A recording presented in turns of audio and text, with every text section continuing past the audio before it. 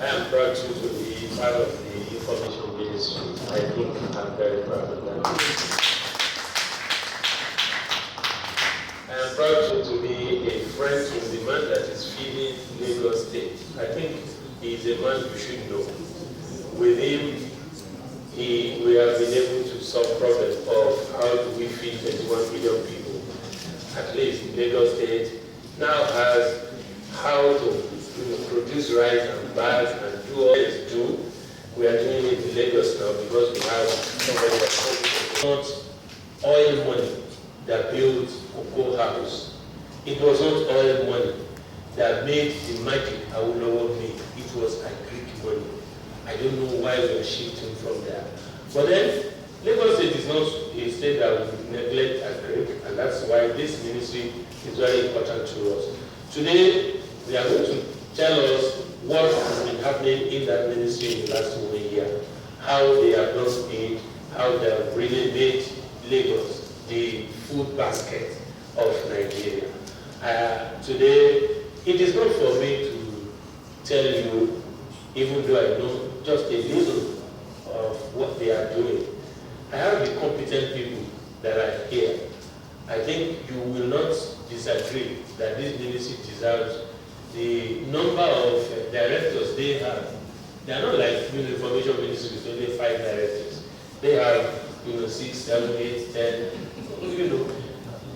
very, very happy looking directors, well-fed, looking very, very agile and ready to work.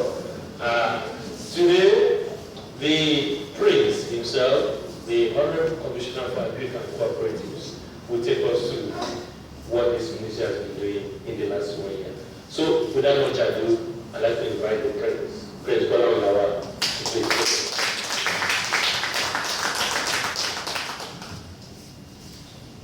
The Honorable Commissioner for Information and Strategy, my brother and friend, Mr. Abdulatif Ibiroba, the Permanent Secretary of the Ministry of Agriculture, Dr. Yakub Bashir. And in doing that, I've also leveraged on what we achieved in the last few years, past years, because we are consolidating on our achievements. There are some of our projects and programs that have started the last few years, and we are also consolidating on those projects. Starting with the Agricultural Youth Empowerment Scheme, the Rice Program, the establishment of farm estates, high-quality cassava factory that we have, and so many other projects. But let me cascade down by going straight to what the state has achieved using the Ministry of Agriculture and Cooperatives in the cassava value chain. The high-quality cassava factory was established and commissioned on the 12th of December by His Excellency the Governor of Lagos State, Mr. Babatunde Fashola, Senior Advocate of Nigeria. And with that factory, we now produce 40 metric tons of cassava flour. This is in line with the federal government policy that is bringing, reducing our importation of wheat. And with that, we observe that 20% composite inclusion of cassava flour in wheat will seriously reduce our the foreign exchange that is being spent on wheat. And Lagos State government being the host to more than 65% of the flour millers in Nigeria. Lagos State hosts the flour mills, Honeywells, Crown, Flour, and the rest.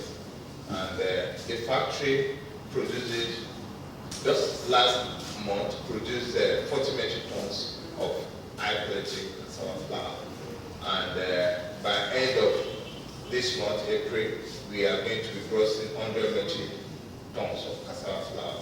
So we already have off-takers, and with the off-takers, Honeywell and the likes, we have been able to successfully create jobs, 200 jobs directly and 400 jobs indirectly.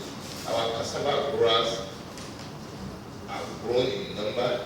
They now have off-takers in the cassava factory that we have in Karanga. We also leveraging on what we achieved with the Rice for Job project that commenced in 2008. We have been able to successfully make rice cultivation attractive. We have reduced the drudgery in rice cultivation.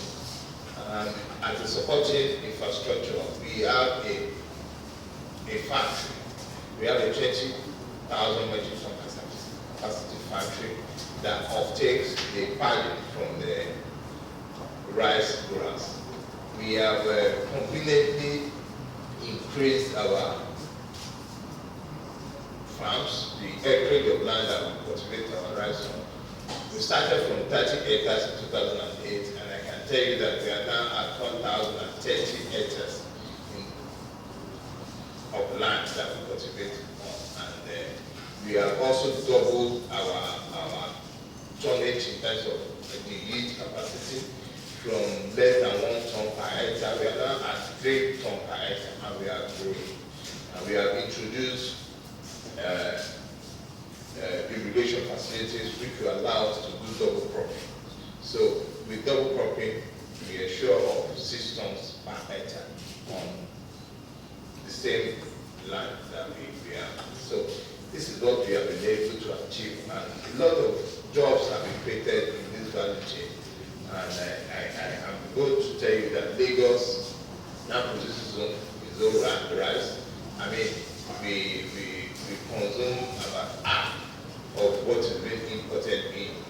I mean, from the data available to us, Nigeria imports 2 million metric tons of rice through the legal ports, and half of that is being consumed in Lagos. And in a situation whereby we don't produce rice, it's going to be a leakage, and in our drive to reduce importation of rice, we already have the rice factory, and a number of investors have even come and partner with us, because as government, we have successfully catalyzed that value chain by setting up rice factory, by setting up rice farms, and even putting physical infrastructure in terms of irrigation equipment in those our farm rice farms. So successfully, we have also gone to Ogun State to acquire 500 hectares of land at Egwa in the Ogun East local government, and we are not stopping at that. We also want to grow, and we are also in discussion with some other states that are better rice producers than us because of the land mass they have. We imported, we got a lot of paddy from Kebbi State. It's better to mention it here. 7,000 tons of paddy was procured from Kebbi State government, and we sold 2 tons back to Kebbi State, processed. We have the value to it, and Kebbi State government bought back 2,000 tons out of the 7,000 paddy they sold to us. So, and aside from the federal government patronizes us regularly, and other ministries in Alausa and other private sectors patronize us for the rice. So this is the achievement, and this achievement was we achieved it in 2.5 years, and we are also scaling that up. The other project is we believe if we really want to make agriculture very attractive to the youth, you needed to introduce a lot of incentives, and we have successfully done that with the Agricultural Youth Empowerment Scheme, AgriPS. In the last 3 years, the government has trained 400 youths, and the last year we graduated Coastal, and Coastal. We graduated 300 youths, and after graduation, we also provided them with 200 housing units, 2-bedroom housing units, and the government also provided them with empowerment in terms of fund. Financial credit has always been a major problem of farmers, and this government, aside from the training that we've given to the youth, we have also given them financial credit using our Lagos State Microfinance Institute last week. So this is what we have been able to achieve, and I am going to tell you that on a weekly basis, we are producing 10,000 tons of broiler chicken from the farms, from the Araga farms, and 10,000 chicken. And by end of, as at March, we are producing 82,000 eggs a day from the farms. And annually, you can imagine how much we're going to be. I think annually we are doing at 15,600,000 eggs per annum from the same farm.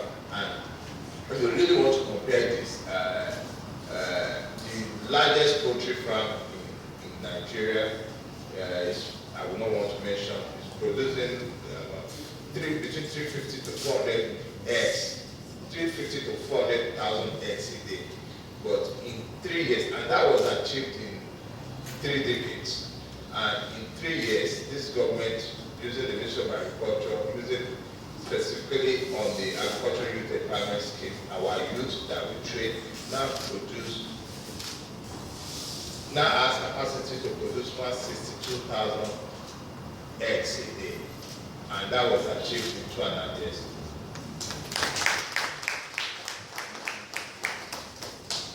And in terms of jobs that the project has created, over 400 other jobs, and 1,600 jobs indirectly, because if you look at the value chain, apart from those people that are in the farm, we also have people that are taking their eggs and chicken, and we have people that are also moving their produce. So 1,600 jobs already created from the same project.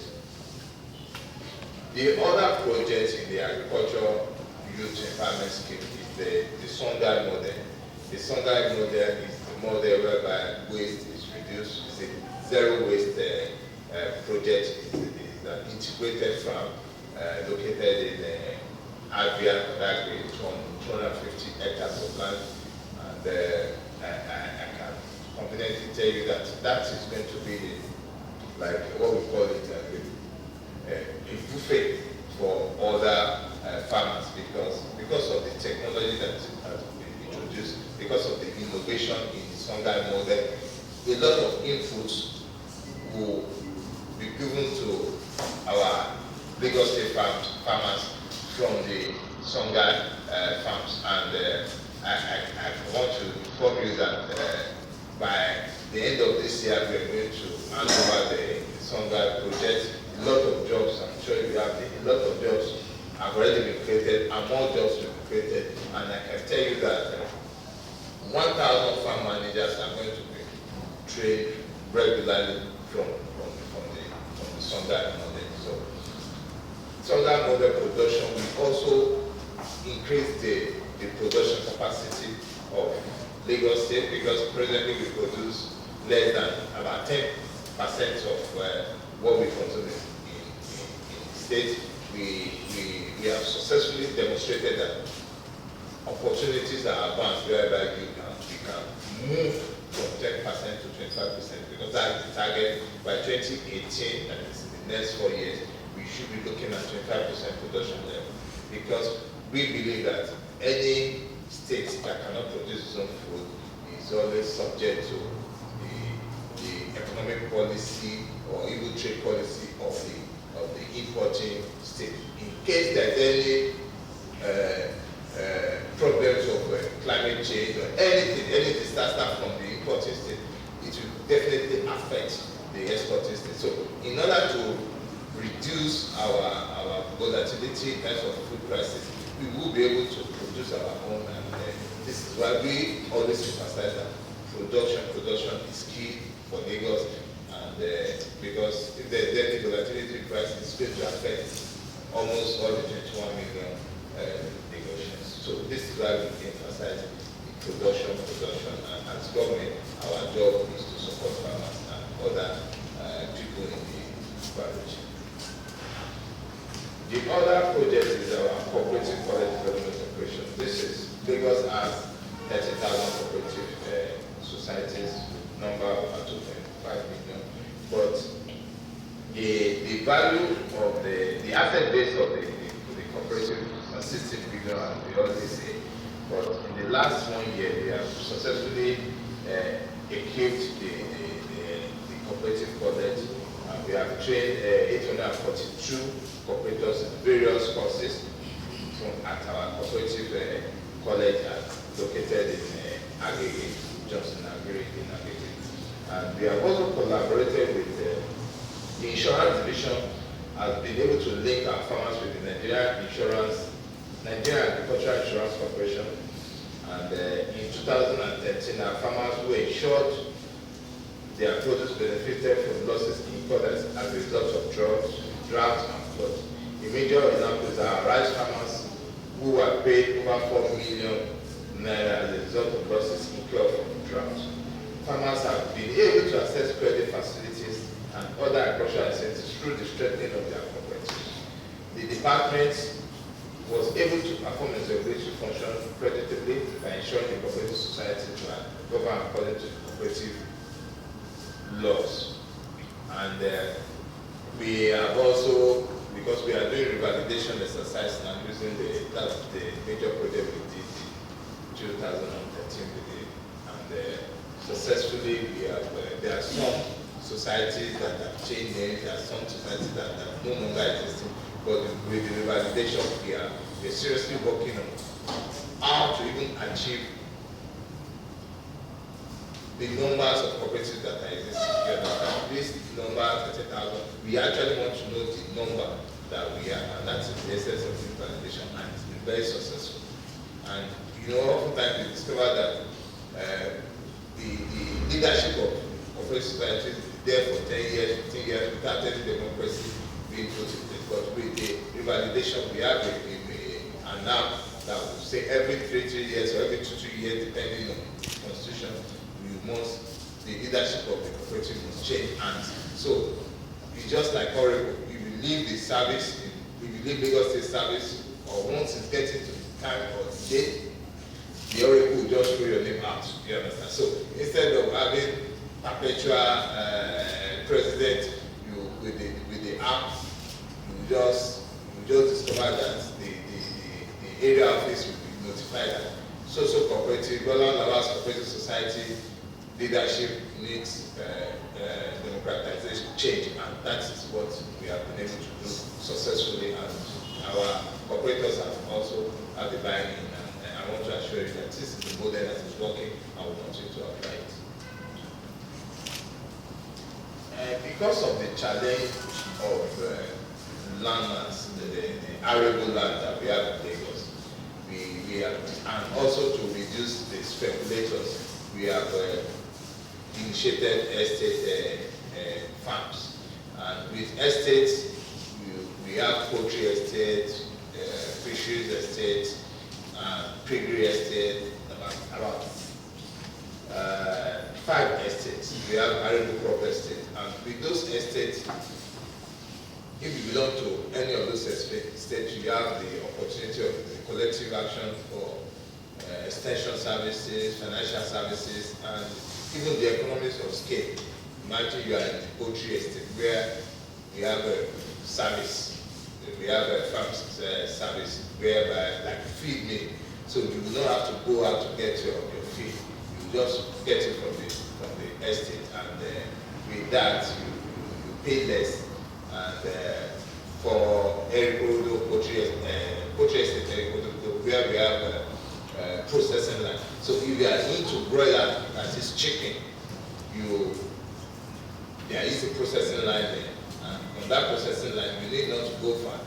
You just bring in your chicken for processing. If you want to sell it to the manager, fine. But if you don't want to sell it, you have to put it. You just process it and you take it to whoever you want to take it to. And at that poultry estate, we have aside from the processing line, we also have installed 30-ton capacity cold, 10-ton capacity blast freezer as supporting the infrastructure. And in the last 1 year, 70 tons of broiler meat have been produced within the last 6 months from the processing center. And a 5,000 capacity broiler house has also been added to the 10,000 capacity that we intend to target from the Ministry of Agriculture and Lagos State. Whatever you produce, and this is the major challenge of our farmers, oftentimes our farmers produce and they don't have access to market. With Eco Farmers Plan that we have 1 year, the last 1 year we have also added another 3 to make the number 6. And we have one in Festa, Shumolu, and Oshodi. This is to demonstrate that our farmers startup production, they have a supporting infrastructure in terms of market. And the arrangement is what is known as franchise arrangement. So if you want to apply, you don't have to be a producer, you can be a marketer. So that's why we use our value chain approach to move the state forward in terms of food security.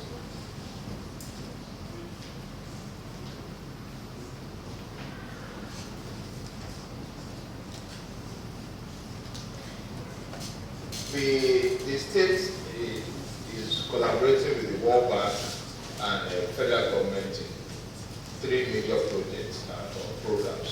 We have the Commercial Agricultural Development Project, or CADP. The achievement of this project the last between April 2013 and March 2014. 50 CIDs with average of 10 members across the 3 value chains. What are these 3 value chains? Rice, poultry, and aquaculture have been created. A lot of assets have been added, like extruder machines, solar pumps, smoking kilns, rice seed, NPK, herbicides.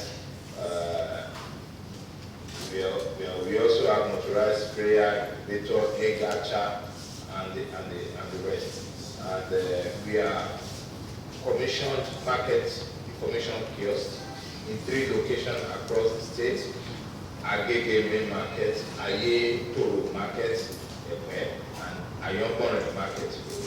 This is designed to provide stakeholders and users access to reliable and current information on agricultural produce, product availability, sourcing, prices on selected value chain to the national and international market. Our farmers and even marketers, they need to know the current price of their produce so that they don't, because our farmers are often price takers and not price fixers. But with this infrastructure, this market information kiosk, they will be able to know how much is a bag of tomato being sold at my chef, how much is it being sold at Agege market in Agege. So with that information back to the mind, they will be able to determine how much they are going to sell. That is the essence of this market information kiosk. Also, in the last, in the years under review, 12 kilometers of road have been fixed, and adding to the 22 kilometers of road that the project has already done in terms of access to the farms of in the state. We have done Araga Farm Settlement, the Reese Farms, Rice for Jobs, and Limosho, FTW Farm, and Limosho, is a rice farms, and Best Fruit Farm in Aja, amongst others. because of the questions that the project has supported 37 Fadama user groups and 5 Fadama Cooperatives Association. And this is what the project has achieved, and highly commendable. And the Fadama project is likely going to wind up by the end of this year. But what we are doing, because of the achievement of the project and the impact on our farmers, especially smallholder farmers, we are working on how we can mainstream the Fadama project and making it the Lagos State Ministry of Agriculture program.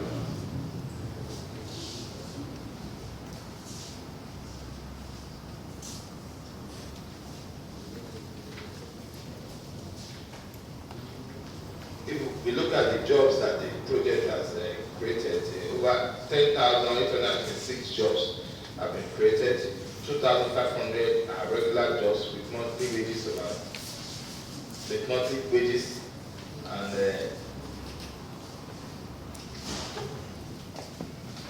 about 10,000 on a pay-as-you-go basis. And if you look at the man-hour, it's 300 man-days per annum for the Fadama project. More women and youth have also been empowered in the project. The other project is the agricultural input supply to farmers and fishermen. The agricultural transformation agenda of the federal government is seriously, in the last 3 years, began the growth enhancement support scheme, whereby farmers will contribute 50% for input and federal government 25% and Lagos State 25%. This year began and over 55,000 farmers have registered, and in this year from last year to April this year, 55,000 farmers have registered, and this government has continued to support the farmers in terms of input, because input is very strategic in terms of production.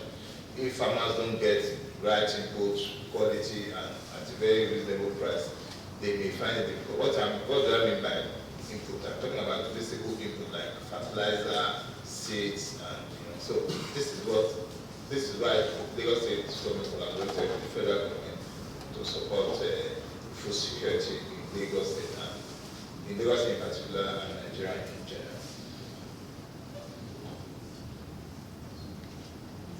We have also, because of the nature, the ecological nature of Lagos State is made up of 22% water. We have supported our fisher folks a great deal, and about 15 cooperative societies have also been empowered in terms of input with outboard engines, boats, fishing nets, and this has increased the productivity of our farmers, our fisher folks in the riverine areas of Ojo, Ibejuleki, Ekpe, Ikorodu, Apapa, Isadeko, and some other areas that are, and we are even scaling up the number of support we are giving to them.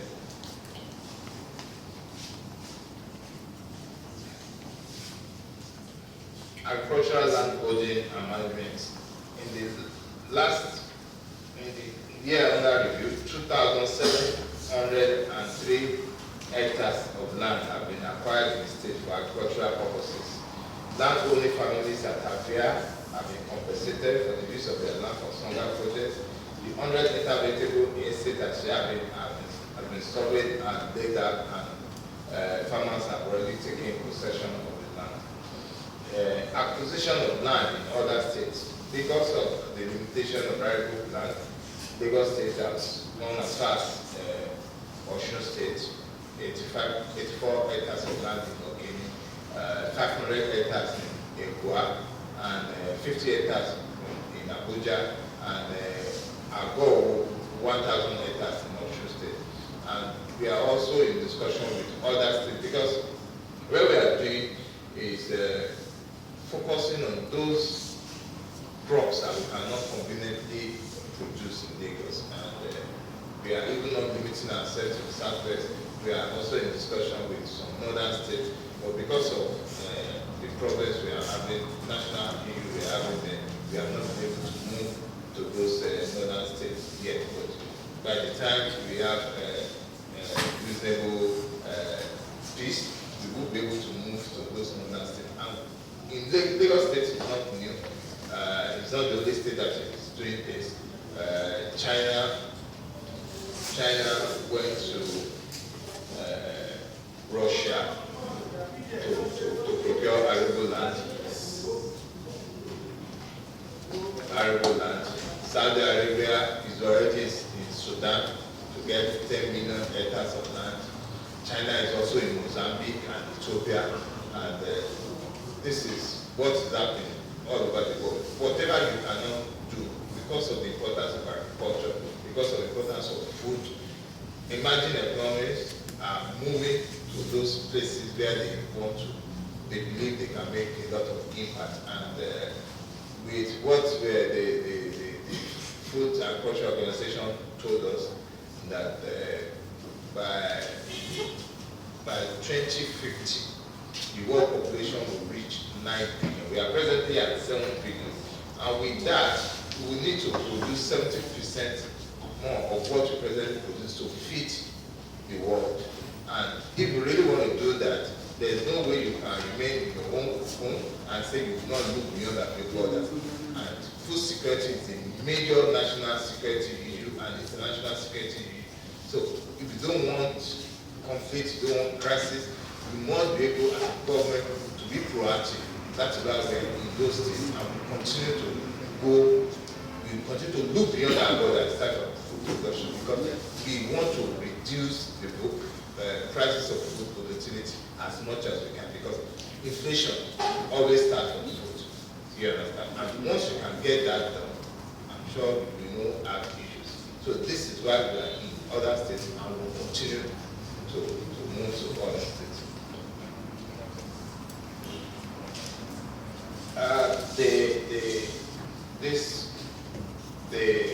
If we look at the development of modern abattoir and the reform in the beef value chain, a lot has been said about this. This is a major problem, and Lagos, we consume 6,000 cattle eggs a day, 20,000 sheep and goat, and what are we producing?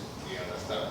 We don't really produce much. What we produce is very, very medicinal. In fact, it doesn't even have any percentage if you want to look at it. And we always have the problems of the hygiene level of our abattoir, and this is what informs our red meat reform.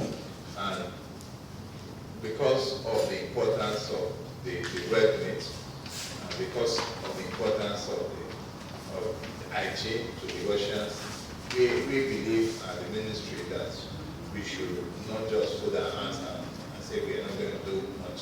The reform has started. We have done a whole lot in terms of the reform. If you go to Okowabacha now, you see the physical infrastructure that is ongoing. We are working with the management of the Okowabacha, that is Harmony, and we're giving them all the institutional support. We are also working with a lot of other stakeholders in the red meat value chain. And in the last few months, as part of the reform, we have licensed 4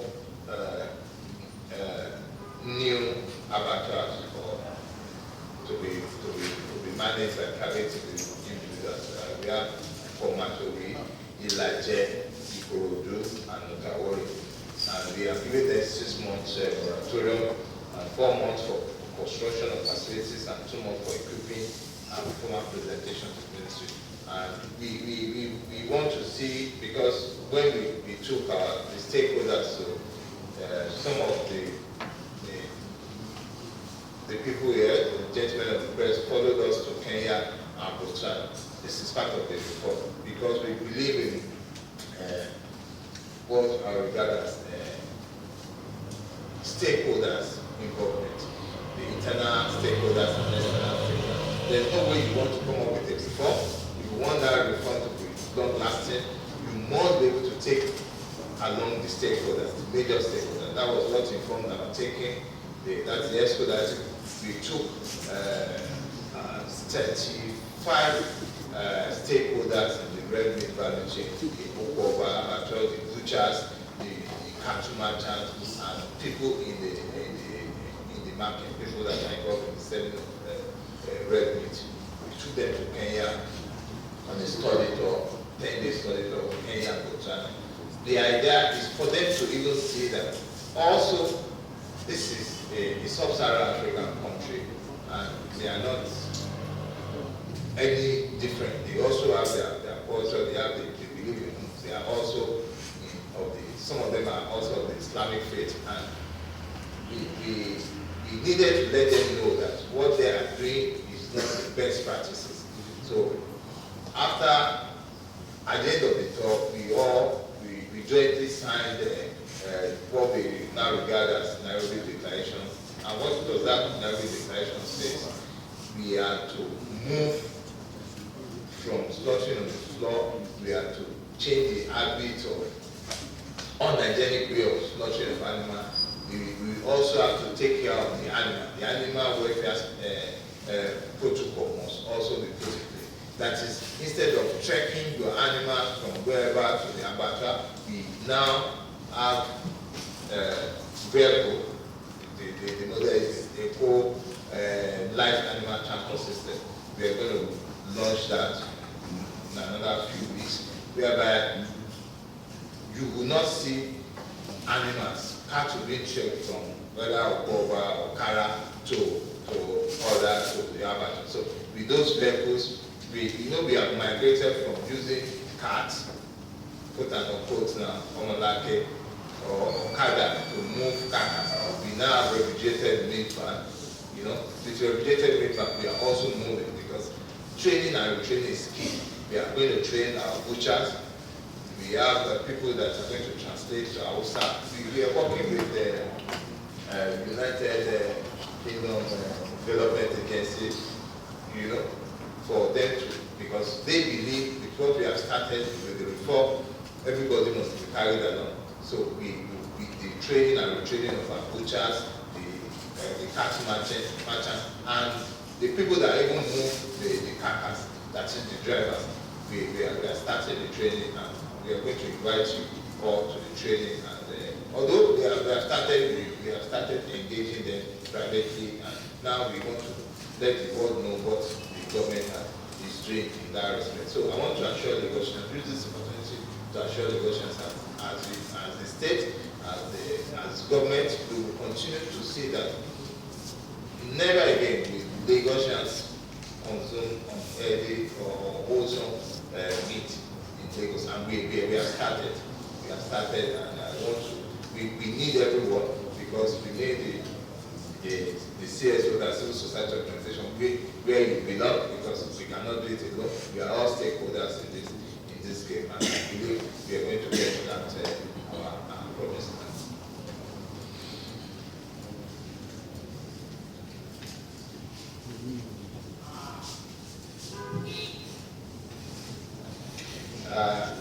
The seafood festival has become is now in the calendar of this administration. Well, we started 2 years ago, and we had another one last year on the 7th of December. The idea of the seafood festival, you already know, and we will continue to do that. Fisher folks must be encouraged, the fishermen must be encouraged, and all the people in the value chain must be encouraged. And you also need to give them platform whereby they can let the world know what they are doing, they can make more sales. And I want to even inform you that we have provided them with kiosks. A lot of communities, where fisheries is their predominant jobs. We are taking, we are giving them kiosks with cold chain, so that it can reduce the post-harvest losses that often characterize the fisheries value chain. And we are going to have another Fisheries Seafood Festival this year, and we want to let the world know that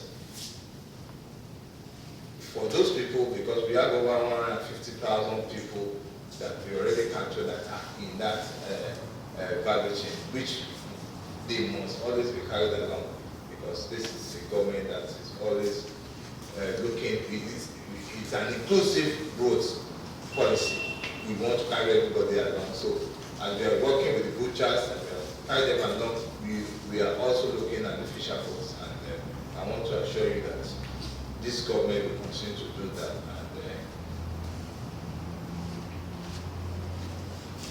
And after the regulated meat ban vehicle, we got letters from the produce merchants, the perishable produce merchant, the Ministerial, the Cooperatives, that they too want to have new regime. And this is what informed our produce inspection policy. And with that, we are looking at the Ministerial market, because from the data we have 600 metric tons of produce, that is about 20 trailers, and enter Ministerial market daily. And out of this 600 metric tons, 40% or 240 metric tons goes to spoilage, thereby causing a lot of income loss to our farmers and people in that variety. The income loss is estimated to be 84 million naira per day. And in order to reduce the loss, the state government is changing the mode of transportation of produce within the state to a modern one that will reduce spoilage by about 25 to 30%. As of today, advertisement has been sent to the Lagos State Procurement Agency, and within the next 1 to 2 weeks, investors wishing to invest into transportation and packaging value chain are advised to express their interest. As a mega city, it builds on us to ensure that we revolutionize the method of transportation and packaging in our market. Our future plan is also to ensure that conditioning centers, that is, conditioning centers where we can reduce the post-harvest losses like cold chain, are located in our major markets. And this is what we have started with the yard vegetable estate, where we have 3,000 ton capacity, 30 ton capacity conditioning center. Gentlemen of the press, distinguished ladies and gentlemen, in conclusion, I wish to restate that the job of this ministry is continual. We must consolidate on our achievement, our past achievement, and in doing that, we need the support of everyone. We need the support of the press. We need the support of every other stakeholder, the transporters, the producers, the bureaucrats, and other the private sector, the financial institutions, to meet the target of 25% by 2018. And this government, this administration has done enough, and will continue to do in making sure that there is food security is ensured, jobs are created in the agricultural value chain, and finally, poverty reduction, which is very, very germane in our policy, will continue to subsist. Distinguished ladies and gentlemen, I want to say thank you for your attention, and we go the budget.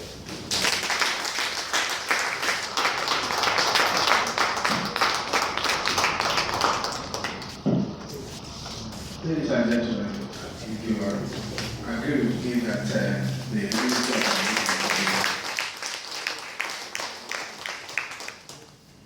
Honorable Commissioner, distinguished ladies and gentlemen of the press, we have listened to the recommendation of our account of the Ministry of Agriculture and Cooperatives.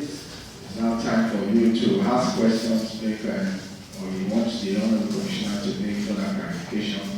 This is the ample time for you to do so. You ask your question as brief as possible. So, gentlemen, the ball is in your court.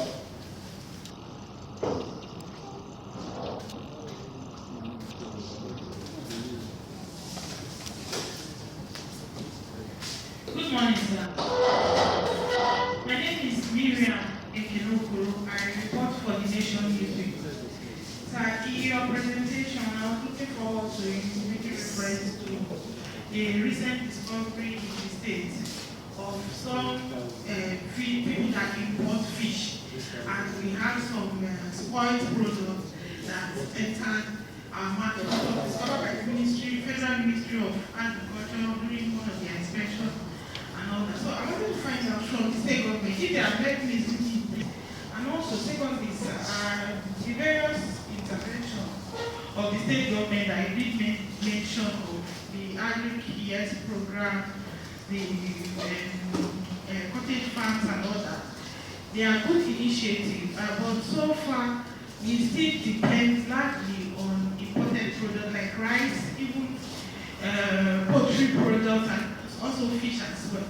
I want to find how long, what are we looking forward to a situation whereby through this program we'll be able to address the demands, the food demands of Lagosians without depending on imported items. When are we looking forward to this stage? Thank you.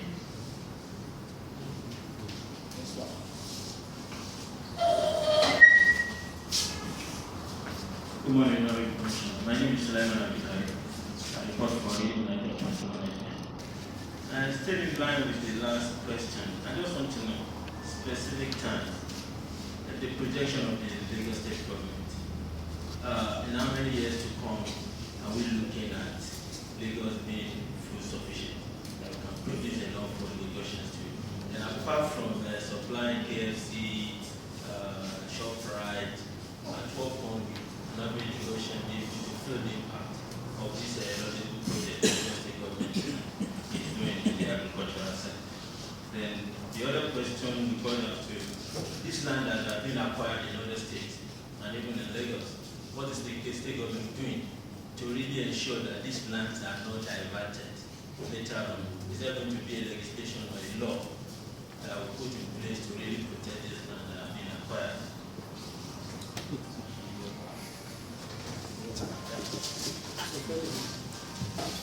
Good morning, sir. My name is Emmanuel Mufuro. I write for the Union newspaper.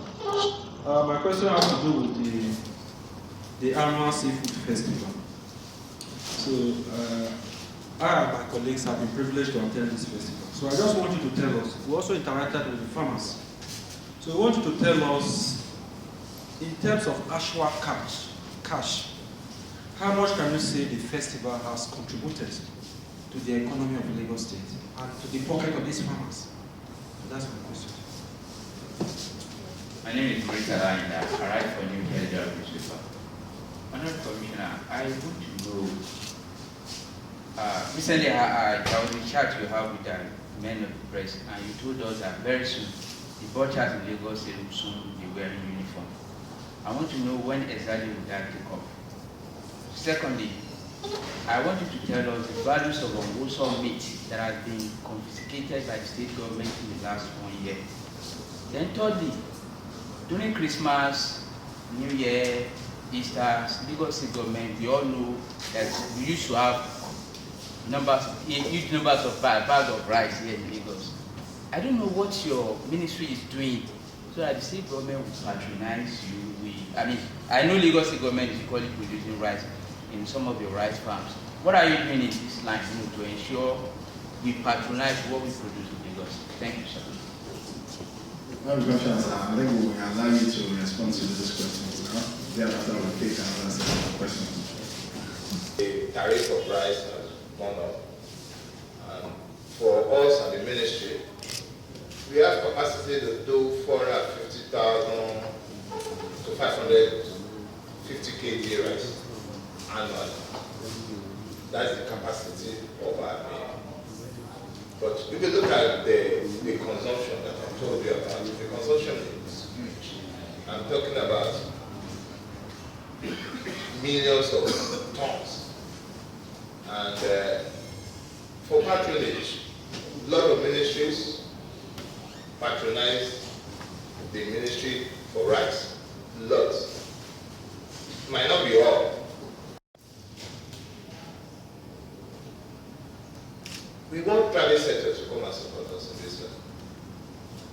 because as government, we have already catalyzed the rice value chain. Now, we now have proposals from private sectors that want to come and add to what we have. And the door is widely open for them to come in.